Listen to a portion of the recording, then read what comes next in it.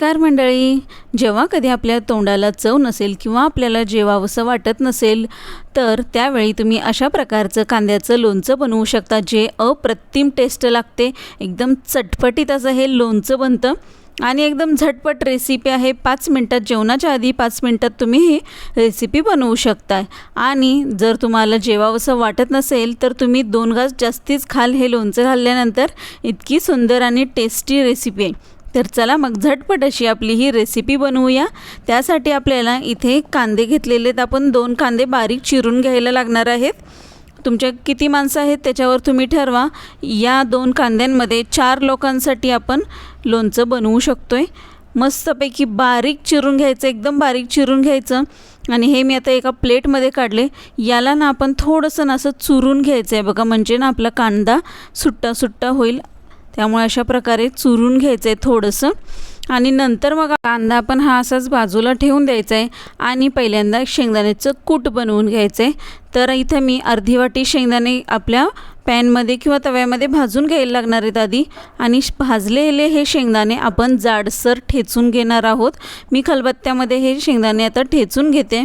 थोडे मोठे मोठेच असे जाडसर आपण हे शेंगदाणे ठेचून घ्यायचेत, म्हणजे मस्त अशी चव लागते. आणि हे जे मोठे मोठे शेंगदाणे दातात येतात ना तेव्हा अप्रतिम लागतात.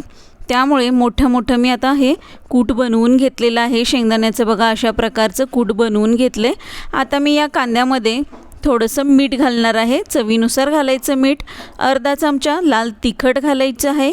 त्यानंतर आपण इथं अर्धा चमचा आमचूर पावडर किंवा चाट मसाला वापरायचा आहे. त्यानंतर हे जे आपण कूट बनवले ते कूट यामध्ये घालून घ्यायचं आहे.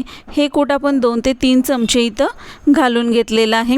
त्यानंतर खूप सारी कोथिंबीर घालायची आणि मग मस्तपैकी ना हाताने पूर्ण एकत्र करून घ्यायचं आहे. हे जे आपण मसाले वगैरे घातलेत यामध्ये ते पूर्ण कांद्याला लागले पाहिजेत. अशा प्रकारे आपण हे सर्व मिक्स करून घेऊया. यानंतर आपण यामध्ये 1 चमचा तेल गरम करून घेतले आणि त्यामध्ये हिंग घातलेला आहे चिमूटभर. हिंगाची फोडणी आपण यावर वरून घालून घ्यायची आहे. मस्त अशी फोडणी बसलेली आहे. आता हे सर्व मिक्स करून घेऊया आणि अप्रतिम चवीचं आपलं हे कांद्याचं लोणचं तयार झाले. तुम्ही एकदा नक्की ट्राय करून बघा, तुम्हाला सुद्धा खूप आवडेल. मस्त अशी रेसिपी आहे, एकदम झटपट रेसिपी आहे. तोंडाला चव नसेल, काही खावंसं वाटत नसेल ना तर तुम्ही पटकन अशा प्रकारची रेसिपी बनवून बघा. भाकरी असो, चपाती असो, त्याच्यासोबत तुम्ही खाऊ शकता. अतिशय भारी चव लागते. मस्त अशी रेसिपी आहे. व्हिडिओ कसा वाटला तुम्हाला एकदा मला नक्की कमेंट करून सांगा. आणि तुम्ही जेव्हा अशा प्रकारची कांद्याचं लोणचं बनवाल किंवा अशा प्रकारची रेसिपी बनवाल त्यावेळी मला नक्की कमेंट करून सांगा की कशी झाली होती.